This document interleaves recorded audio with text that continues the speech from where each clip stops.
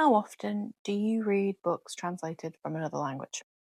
I know I can pretty safely hold my hands up and admit that that's not very many, but that is something I am making a little bit more of a conscious effort to change. And I did so in picking up a book called The Great Passage by Shion Miura. This is a relatively short, around 225-page book. But what intrigued me to this particular book is its passion for language. So, if you are unfamiliar, The Great Passage is a book around the idea of a publishing house publishing a dictionary called The Great Passage.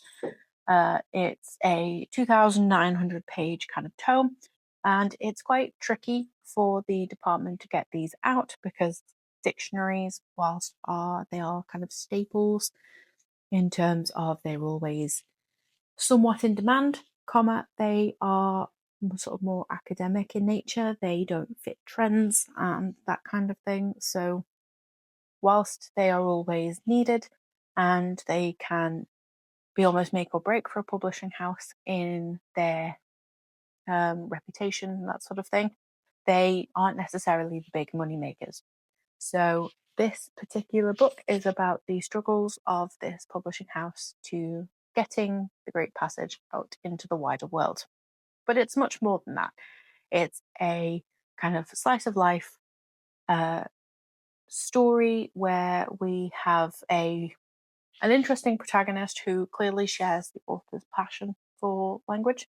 But he's quite an interesting and humorous character, which I will touch on in my actual review. So before I get into that, let me give you the synopsis of the book and give you a little bit of a recap before we get into my thoughts.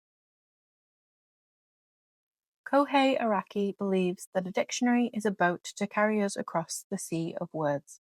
But after 37 years of creating dictionaries, it's time for him to retire and find a replacement. He discovers a kindred spirit in Mitsuya Majime, a young, dishevelled, square peg with a penchant for collecting antiquarian books and a background in linguistics, whom he swipes from his company's sales department. Along with an energetic, if reluctant new recruit and an elder linguistics scholar, Majime is tasked with a career-defining accomplishment, completing The Great Passage, a comprehensive 2,900-page tome of Japanese language. On his journey, Majime discovers friendship, romance, and an incredible dedication to his work, inspired by the words that connect us all. So I think this synopsis sums this book up very well. It is very much about Majime's journey as a young man into it's very much about Majime's journey personally as much as it is about his kind of career progression. He is a very interesting character anyway. But the thing that kind of I want to talk about most in this book is how much I learned kind of culturally in terms of how things are very different.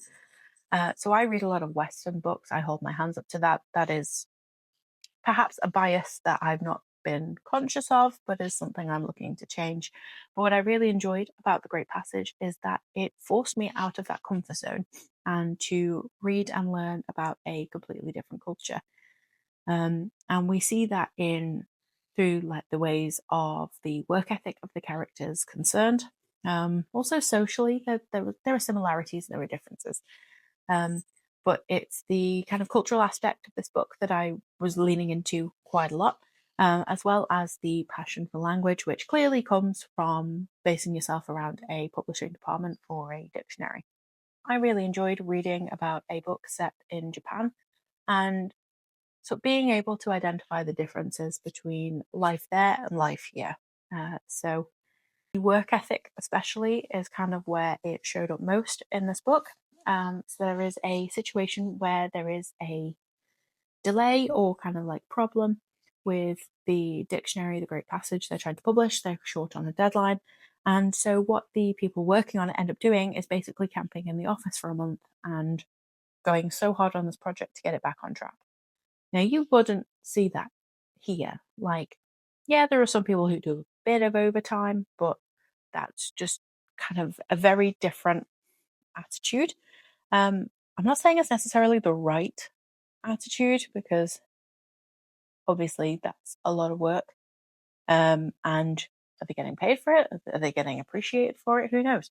Um, so I think there is a balance that we need to strike up. But yeah, that really stuck out to me. The very fundamental difference between how we are over here versus kind of the work ethic of people in Eastern countries. So is that representative? Again, I don't know without reading more, but I found that to be something really interesting to kind of pull out in this narrative. Outside of work, though, we do get to see some quite distinct personalities in these books. So we are similar, I suppose, in that one of the things the characters like to do a lot outside of work is they meet up over food and drink. And not being particularly proficient in what these are, that was a little bit of an interesting oversight, especially as Majume's kind of love interest in this book is training to be a chef, which I don't believe is really the done thing either. So that's kind of a bit of a cultural difference with a reach into leaning more into kind of letting women step up and take more like skilled roles. So that was nice to see. But obviously, that then made that an easy kind of conduit for something for the characters to do and spend their time with. So that is obviously something we can all relate to. It's kind of how I spend my free time with my friends. I'm not really a drinker, but we'll go out, go have a nice meal, sort of thing. So there's yes, we've got this very kind of different setting and culture, but we have these overlaps that are obviously very easy to kind of recognize the social kind of boundaries, if you like. And it was a fun way to experience the dynamics between the characters. What I found kind of especially amusing about this book is that the protagonist, Majime, has a very passionate attitude towards language, but he's not necessarily the best at using it himself. And he's almost pranked a little bit, bless his heart, when he is younger. One of the characters kind of picks on him for it. I'm not going to spoil anything.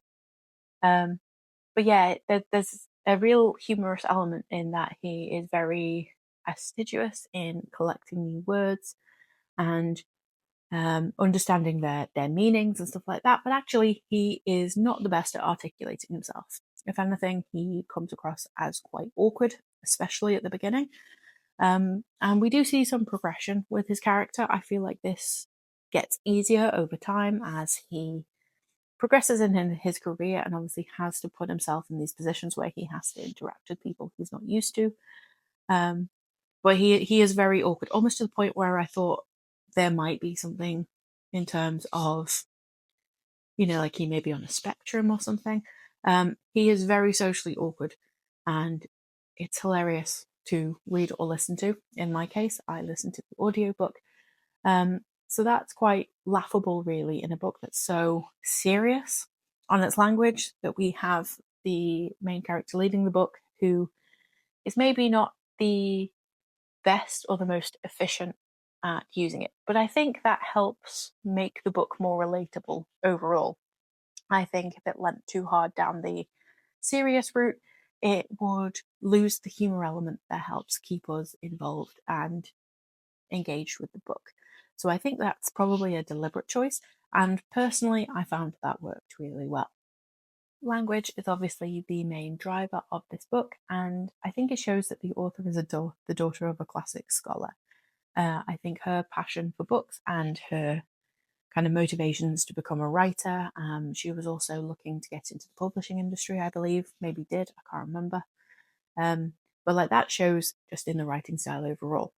But The Great Passage is just one book written by Shion Miura, and I think it would be interesting to go and try some of those other ones to see if they take a different angle, but also have the same kind of level of engagement. So I bought into this book because it was about the production of a dictionary. It was about words, about language, and that's something that I personally am also quite passionate about. I think it would be a bit awkward if I had this reading and book blog and vlog and all that sort of thing, and wasn't. But that was kind of the main reason I picked up this book in the first place. So I'm interested to see if that carries over across some like different themes, different books. So that's maybe one to try in the future.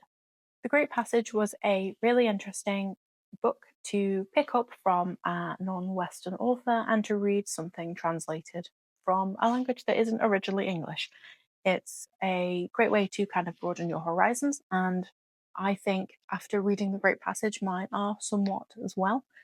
So it's a fun book. It's quite a short slice of life based in Japan, and whether you're kind of interested in leaning into the language element of this or not, there are some great character dynamics that we get to see in The Great Passage, particularly between Majime and his love interest. If that's kind of your thing, that's something that I think you could really root behind. And it was a fun aspect of the narrative as well. I found The Great Passage to be quite insightful. It wasn't just necessarily a fun read, but I was reading it more to get a feel for what things are like in different cultures and to generally broaden my lens as to how things are in the world. My life is not everybody's life. I'm astutely aware of that. And the more I can read broadly, the better I'm going to be as a person at understanding people's backgrounds, different, you know, different focuses, perspectives, that sort of thing. So this was a great book for that. I hope I can find some more books like it as well. Have you read anything like this? What was the last book you picked up that was originally translated from a different language? Lastly, have you even read The Great Passage, maybe? If so, I would love to hear from you. Drop me a line in the comments as to whether you think what I've talked about today is reflective of your experience in the book, or if not, tell me what you thought.